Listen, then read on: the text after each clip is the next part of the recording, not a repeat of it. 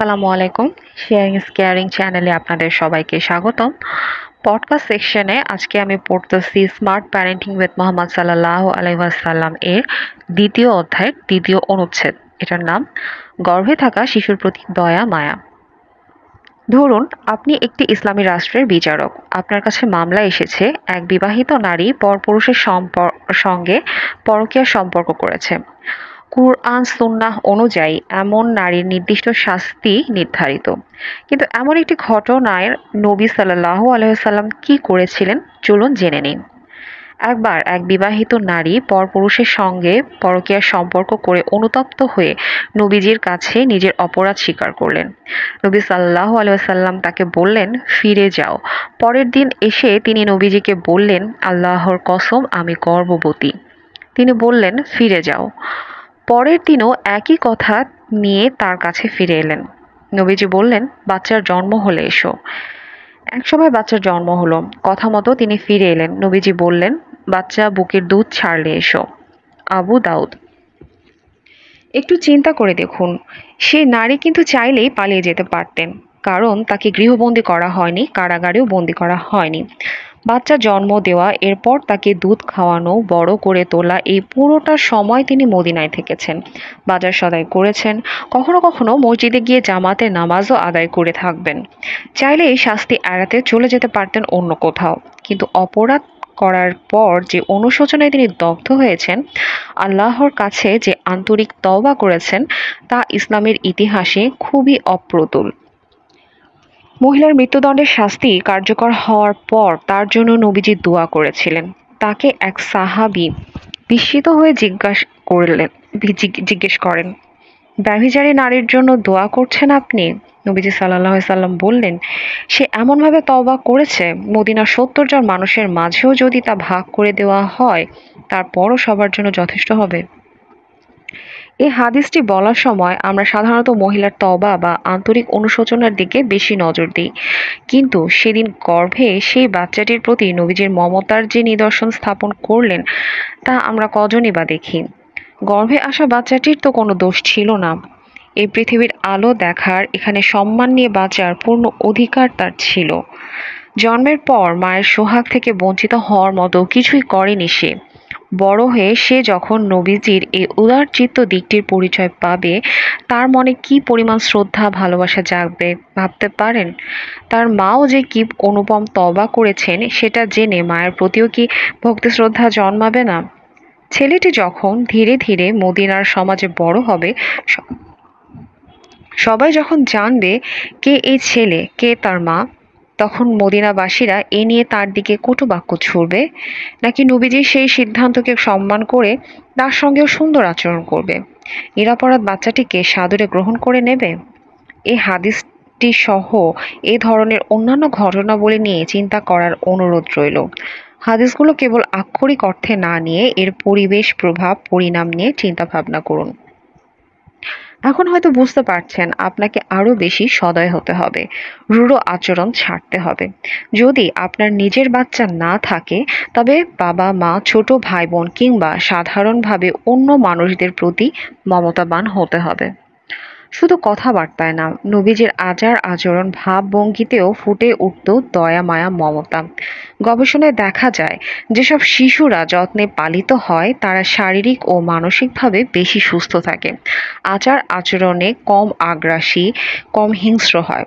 ছোট থেকে বকাঝকা শুনে মারধর খেয়ে যে শিশু বড় হয়েছে, তার সঙ্গে আদর ভালোবাসা যত্নে বড় হওয়া শিশুর কি কোনো তুলনা চলে? শিশুদের সঙ্গে নবীজির আচরণ এমন সোহাগে মোড়ানো ছিল যে আনসারদের বাড়িতে গেলে তাদের ছোট ছোট ছেলে মেয়েদের তিনি সালাম দিতেন, মাথায় হাত বোলাতেন। নাসাই। ছোটবেলায় একবার আব্দুল্লাহ বিন জাফরের মাথায় হাত বুলিয়ে তার জন্য দোয়া করেছিলেন নবীজি।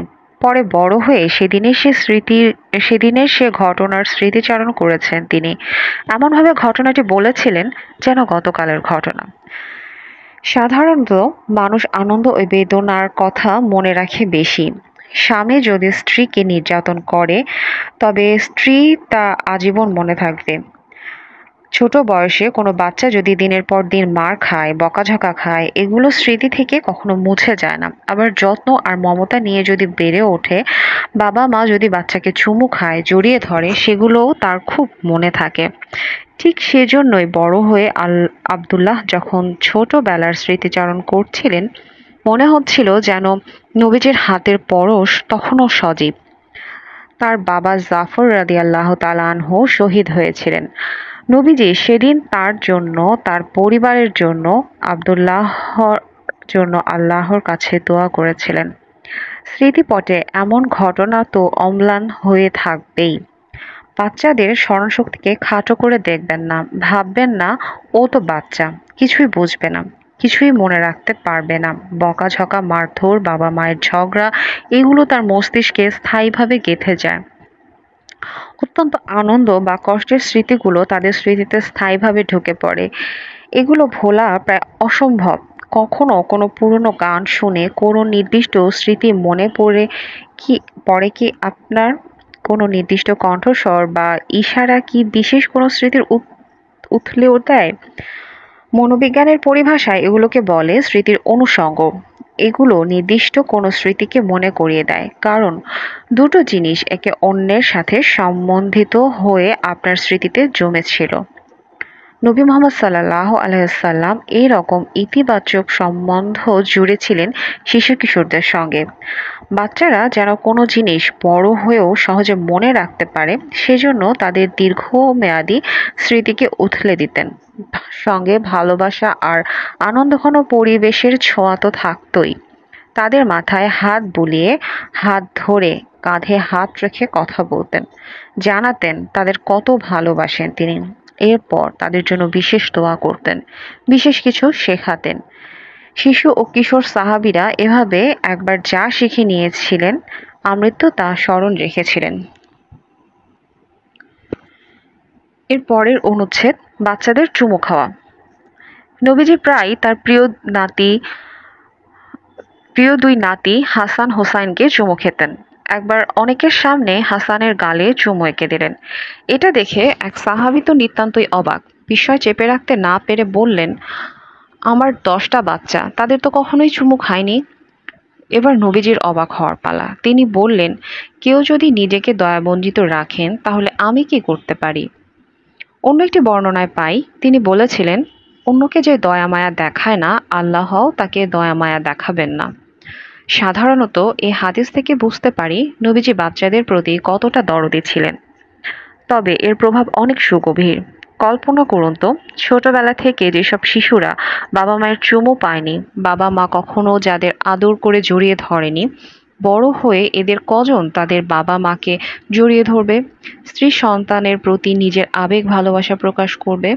আপনার কি মনে হয় এমন সন্তান বড় হয়ে কখনো তার বাবার কপালে আলতো করে চুমু খাবে? নবী মুহাম্মদ সাল্লাল্লাহু আলাইহি ওয়াসাল্লাম সমাজের আবেগ অনুভূতি প্রকাশের দিকটা গড়ে তোলায়ও সচেতন ছিলেন। যে সমাজে ছেলে হলো না বলে ক্ষোভে কখনো কখনো মেয়ে সন্তানদের জীবন্ত পুঁতে ফেলা হতো, সে সমাজে তিনি ছেলে মেয়ে নির্বিশেষে সব সন্তানদের আদর করা, চুমু খাওয়াতে সুন্নাতে পরিণত করেছিলেন। আমল বদলে ফেলেছিলেন গোটা সমাজের চিত্র। শুধু ভালোবাসি বলাই নয়, ভালোবাসা প্রকাশেও। ছোটবেলায় বাচ্চা কাচ্চাদের যদি দরদ না দেখান, তবে যখন দুর্বল হয়ে পড়বেন, তাদের ওপর পুরোপুরি নির্ভরশীল হয়ে পড়বেন, তখন তারা কি আপনাদের প্রতি দরদ দেখাবে? আমরা তো ওমর ইবনুল খাত্তাবের রুক্ষ শুষ্ক মানুষ হিসেবে চিনি। ওনার এমন স্বভাব চরিত্রের কারণে আবু বকর রাদিয়াল্লাহু তাআলা আনহু এর কন্যা উম্মে কুলসুম বিয়ের প্রস্তাব পর্যন্ত ফিরিয়ে দিয়েছিলেন। তবে খলিফার গুরু দায়িত্ব নেওয়ার পর তার স্বভাবসুলভ কঠোরতায় কিছুটা সহজতা এসেছিল। একবার খলিফা থাকা অবস্থায় তিনি তার এক ছেলের কপালে চুমু খেয়েছিলেন। ব্যাপারটা দেখে তার এক অধীনস্থ যেন মেনেই নিতে পারছিলেন না। একে তো তিনি মুসলিম রাষ্ট্রপ্রধান, তার উপর তিনি সেই ওমর, তিনি কিভাবে ছেলের কপালে চুমু খেতে পারেন? বিস্ময় চেপে রাখতে না পেরে বলেই বসলেন, আমিরুল মুমিনিন, আপনি মুসলমানদের নেতা থাকা অবস্থায় কি করে আপনার ছেলেকে চুমু খেতে পারেন? নবী সাল্লাল্লাহু আলাইহি ওয়াসাল্লাম যে উত্তর দিয়েছিলেন, খলিফা ওমরও সেদিন একই জবাব দিয়েছিলেন, আল্লাহ যদি আপনাকে দয়া মায়া বঞ্চিত করেন তবে আমি কি করতে পারি। জানা যায় খলিফা তখন সেই লোককে বরখাস্ত করেছিলেন, কারণ হিসেবে বলেছিলেন যিনি নিজের সন্তানদের মায়া দয়া দেখাতে পারেন না তিনি লোকজনের প্রতি কিভাবে দয়া মায়া দেখাবেন। সুবহানাল্লাহ। আসলে এই বইটা, এখন আমি আমার নিজের মতামতটা দিচ্ছি। এই বইটা পড়ার পর মানে ফিল করতে পারি যে আমাদের মুসলমান সমাজ ব্যবস্থা কতটা আধুনিক।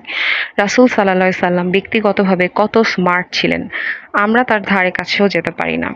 এই এইটুকু অংশ পড়ার পর আমার মাথায় ২ টা অংশ এসেছিল যেটা বলতে চাই। সেটা হচ্ছে আমরা যখন কোনো হুজুরের কাছে শুনতে যাই, আসলে সব হুজুরকে বলব না, মেক্সিমাম ক্ষেত্রেই হুজুররা যখন বর্ণনা করেন, কোনো হাদিসের কথা বলেন, তখন কথা বলতে, বলতে এত উত্তেজিত হয়ে যান, খুব রেগে, রেগে কথা বলেন। মানে মনে হচ্ছে যে সরাসরি ইসলামের আইন কানুন প্রতিষ্ঠাতার ভেতর তারাই জড়িত, কেউ মানছে না। তারা এতটা রেগে কথা বলেন যে সাধারণ কোনো মানুষ নিজের কোনো অপরাধ নিয়ে যে তাদের কাছে কথা বলতে যাবে, তাদের কাছে অপরাধ স্বীকার করে মানে ক্ষমা চাওয়ার রাস্তা জানতে চাইবে যে আমি কিভাবে তওবা করব, কিভাবে ফেরত আসবো, এমন কোনো পরিস্থিতিই রাখেন না।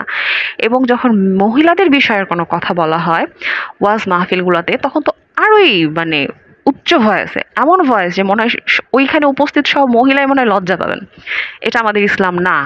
যারা ইসলামকে জানতে চান, বুঝতে চান, তারা সবসময় হুজুরদের কাছ থেকে না শুনে ব্যক্তিগতভাবে পড়াশোনা করলে মনে হয় বেশি ফিল করা যায় ব্যাপারটা। আর দ্বিতীয়ত বাচ্চাদের ক্ষেত্রে যেটা পড়ছি, আপনাদেরকে জানাচ্ছি, আমিও কিন্তু এরকম ব্যাপারটা মানে ছোটবেলায় ফিল হতো যে বাসায় বড়রা যেখানে থাকবে বাচ্চারা সেখানে যাবে না, ওখানে যে বাচ্চাদের দৌড়ে ঢুকে পড়াটা অপরাধ, জোরে কথা বলাটা অন্যায়, অথবা তাদের মিটিং এর ভেতর কথা বললে এটা বিশাল বড় একটা অন্যায় কাজ হয়ে যায়। আসলে কিন্তু তা না, সেটা আমি নিজেও এখন জানতে পারছি।